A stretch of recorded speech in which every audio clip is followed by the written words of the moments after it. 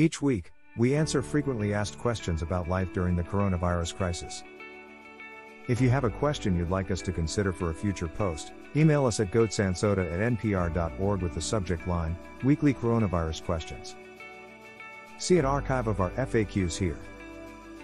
I waited until I was vaccinated and the CDC had okayed non-essential travel to plan a trip, but that was before the Delta era.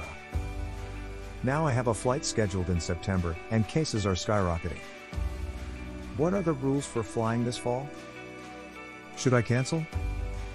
The decision to travel rests on both your personal risk tolerance and on public health considerations, say medical and travel experts.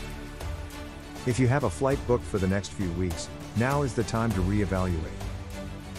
Ask yourself these questions, suggests Dr. Jill Weatherhead, an assistant professor of adult and pediatric infectious diseases at Baylor College of Medicine. So when should you cancel a trip?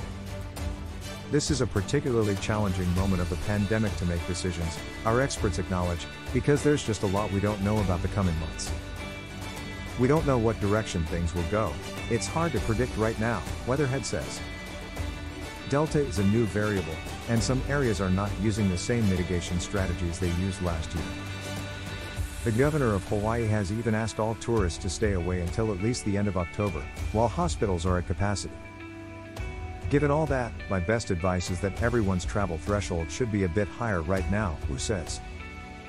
With this wave being so serious, it is wise to scale back on activity that increases exposure risk.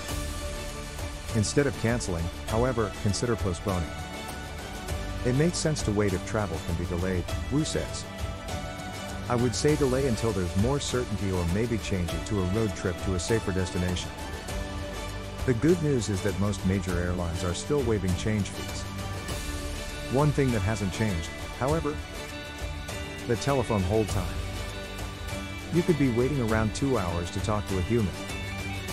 If you do fly, the rules haven't changed for domestic flights. You're still required to mask up in airports, and you'll still reduce your risk by keeping a physical distance from others as much as possible and removing your mask as infrequently as possible. Although many people dropped some of the layering strategies after they got vaccinated, they still work and are particularly essential when you're in riskier than usual situations, Wu says, such as the jet bridge between the airport and the airplane. I traveled this summer and I think the most dangerous part was the jet bridges, which still get backed up and crowded, he says. There's not a lot you can do, but keep your mask on. The more you can avoid the crowd, the better.